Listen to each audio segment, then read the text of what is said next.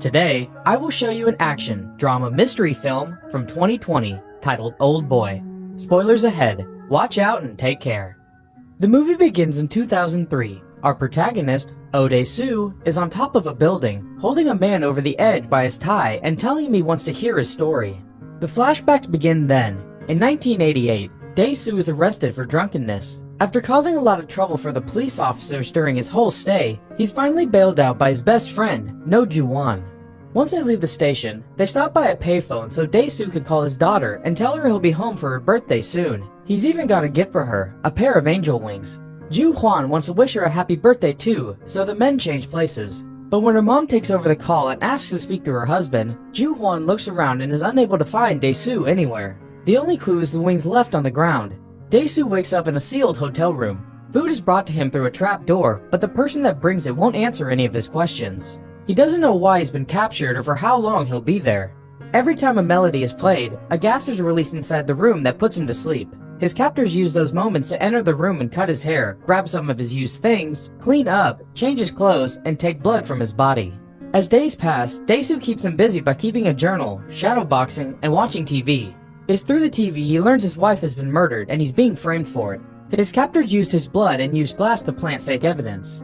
The despair he feels from hearing the news makes him hallucinate that ants are coming out of his body. It also causes him to attempt to kill himself, but his captors save him from death.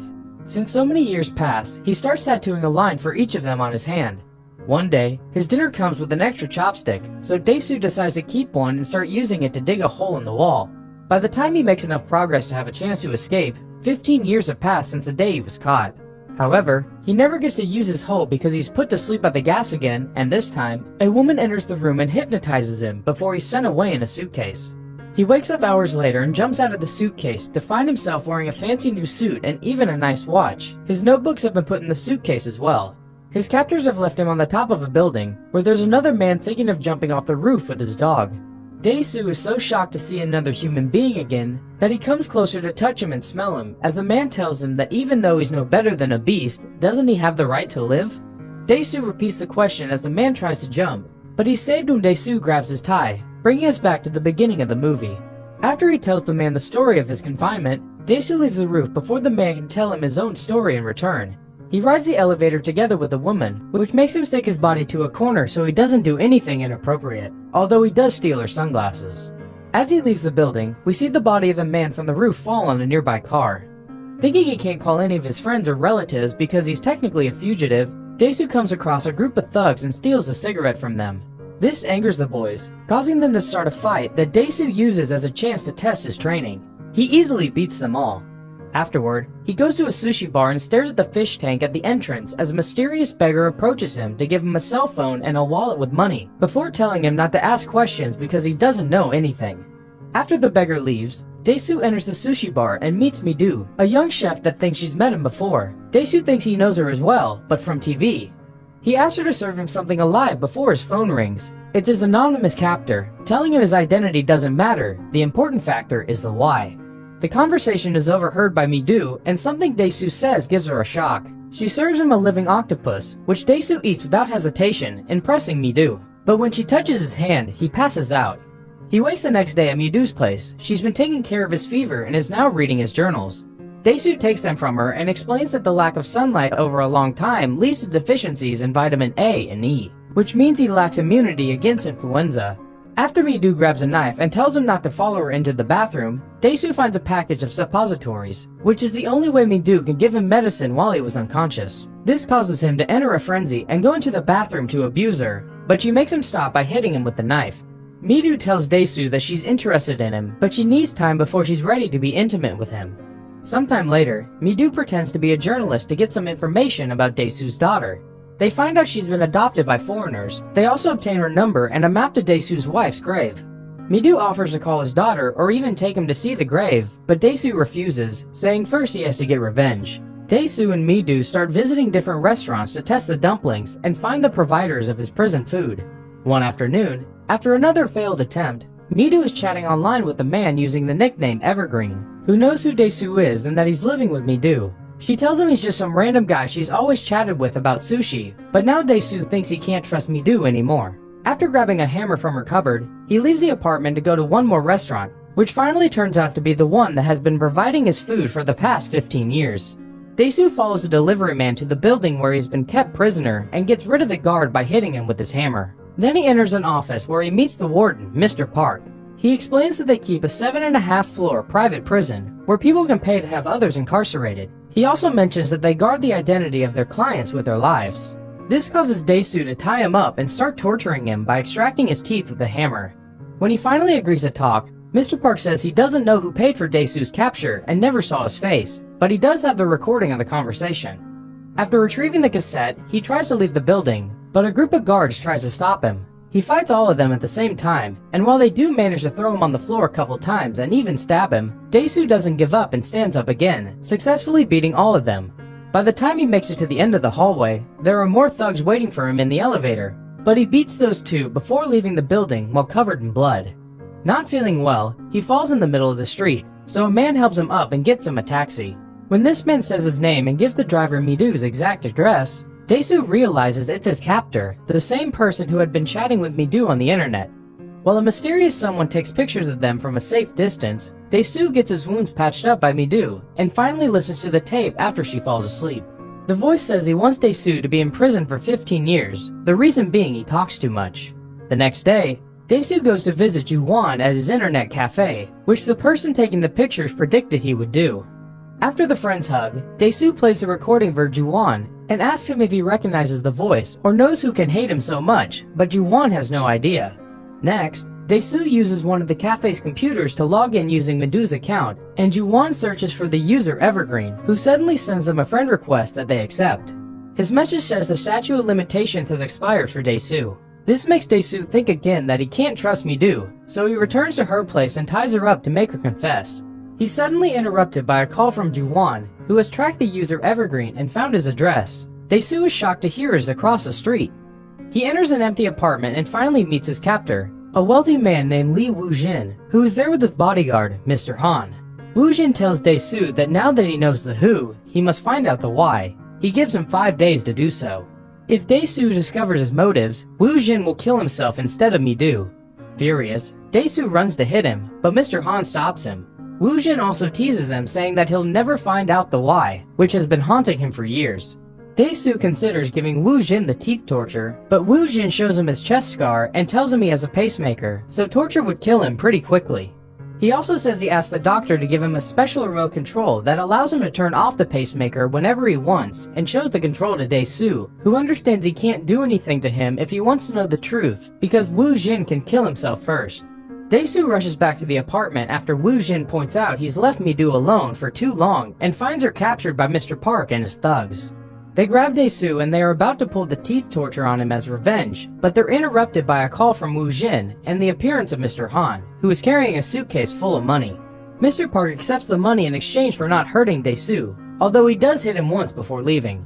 Dae-su is angry and wants to cut Mr. Park's hand for touching Mi-doo, but they ignore him when he asks them to fight him. Now that he can trust her again, Dae-su makes Mi-doo pack her things and quit her job so they can run away. Woo-jin learns this information and sends people to follow them. The couple makes it to a hotel and makes love for the first time, falling asleep after they're done.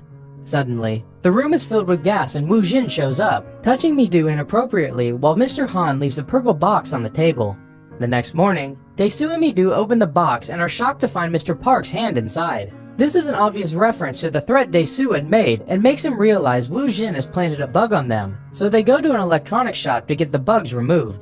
Afterward, they go to Ju-won's cafe, where Mi-doo searches for businesses called Evergreen and gets a reaction from the men when she mentions Evergreen Oldboys. That's the school that Dae-su and Ju-won went to. When Dae-su and Mi-doo pay the school a visit and check yearbooks, they find 2 things. First, a purple envelope with a flyer belonging to a hair salon, and second, Woo-jin went to that school as well together with his sister, Soo-ha, who died when she fell in the river. Dae-su called Ju-won to ask him if he remembered the Lee siblings, and Ju-won tells Soo-ha was a tart that would sleep with everyone. This is heard by Woo-jin, who has been in the cafe all this time to spy on them and makes him furious, causing him to reveal himself to Ju-won to beat him to death. Then he picks up the call and tells Dae-su his sister wasn't a tart and that he's killed Ju-won. Dae-su promises to kill him for it. The next day, Dae-su visits Mr. Park at the prison building. Mi-do is shocked to see the tiny room he had to live in for 15 years, and Mr. Park is happy to have his ring returned to him. This makes him accept to work with Dae-su, since an enemy of his enemy is his friend. After leaving Mi-do locked in there for her own safety, and asking Mr. Park to let her go after the 5th, Dae-su goes to the hair salon from the flyer. There, the hairdresser tells him it's very unlikely that Soo-ha committed suicide because of some rumors. It has to be for a different reason, like pregnancy. She also thinks Soo-ha wasn't a tart, and that she actually was seeing somebody but she doesn't know whom. When she calls her daughter to ask her, she's told that Dae-su should be the one to know the answer. Dae-su decides to return to his old school as memories finally start coming back. On his last day before transferring, he had followed Soo-ha to a classroom and spied on her while she met Woo-jin. First, he took some pictures of her, then they started having intimacy right there in the school. Dae-su ran away as soon as he was seen by Soo-ha, but he still told Ju-won about what he saw before leaving, and Ju-won told the rest of the school. These rumors are what caused Soo-ha to kill herself and the reason why Woo-jin wants revenge. He's given Dae-su time until July 5th to find this out because that's the date of Soo-ha's death. After visiting Mi-do at the prison room to tell her the whole story and get a goodbye hug, Dae-su goes to Woo-jin's penthouse, which he knows the address of thanks to some clues Woo-jin has casually dropped when quoting some proverbs. He finds the right building, but the elevator asks him for a special code he can't decipher. Thankfully, Mr. Han and Woo-jin arrive then, and ride the elevator with him after pressing the right password. Mr. Han gives Woo-jin a gun before they make it to the penthouse, where Woo-jin sends 2 of his guards after Dae-su. They are quickly killed with a toothbrush he had picked at Mi-do's room before coming here, and when he goes after Mr. Han, he just tells him to talk things out. Dae-su notices the apartment has many pictures of Soo-ha on the wall, while telling Woo-jin that he remembers everything now, so he knows the reason why it was locked up. This means he's won the game and Woo-jin should kill himself as promised. But Woo-jin just laughs, and tells him the rumors grew so much that they became about Soo-ha being pregnant, which Soo-ha started believing after a while. This is the real reason why she killed herself. Dae-su doesn't believe him. He now thinks Woo-jin killed her because he's found a picture of her from the day she died. Woo-jin ignores these accusations and finishes telling his story. It turns out both Dae-su and Mi-do were hypnotized so they can meet at a restaurant and leave together to then fall in love. He also points out Dae-su's mistake was asking why he was locked up, when he should have been wondering why Woo-jin has let him go. Then he shows Dae-su a purple box for him to open. Inside, Dae-su finds a photo book with pictures of his family. And as his little girl grows older with each photo, he discovers something terrifying. Mi-do is his daughter. While she is in the prison room playing with the angel wings her father has bought all those years ago, Dae-su cries out in despair and grabs a pair of scissors from the table to kill Woo-jin with, but his attacks are constantly countered by Mr. Han. During his last attempt, Dae-su manages to stab Mr. Han in the ear, causing him to get furious and try to kill him. Woo-jin doesn't want Dae-su to die yet though, so he asks Mr. Han to stop. And since his orders are ignored, he has no other choice but to shoot Mr. Han. When Dae-su asks him if Mi-do knows about all this, Woo-jin confesses Mr. Park is still working for him, and the hand in the box had been a trap. He's also been protecting Mi-do since she was 3. Dae-su calls her to check on her, and Mi-do tells her that she's also been given a purple box, but she hasn't opened it yet. Dae-su tells her to wait before hanging up and falling to his knees to beg Woo-jin not to tell Mi-do about his identity. He accepts Soo-ha's death being his fault, recalls the song from their old school, and even starts acting like a dog, making Woo-jin laugh when he starts licking his shoe. Since none of this is working, Dae-su decides to pick up the scissors and cut his own tongue for having talked too much. This is the act that finally makes Woo-jin feel some pity for him, so he calls Mr. Park and tells him to keep the box closed. After threatening Dae-su with his gun, Woo-jin leaves the penthouse, dropping the remote control of his pacemaker on his way out. Dae-su picks it up and presses the button to kill him, but it turns out Woo-jin had been lying. What the control does is activate the apartment's speakers, which starts playing a recording of Dae-su making love to his daughter.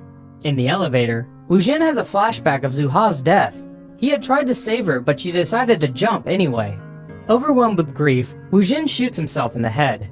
Many days later, we find Dae-su sitting in the middle of the forest with the hypnotist, who is reading his notes and his request to help him forget about the fact that Mi-do is his daughter. The woman says she has no reason to help him, but there's a line that has convinced her to do it. It's the question the man on the rooftop had asked Dae-su. Even though I'm no better than a beast, don't I have the right to live? After going through the hypnosis process, Dae-su wakes up lying on the snow and is found by Mi-do shortly afterward. When she asks him why he is out here, he looks behind him but he doesn't find the hypnotist, leaving it up to the audience to decide if she had been real or not. The movie ends with the couple hugging and Dae-su smiling when Mi-do tells him she loves him.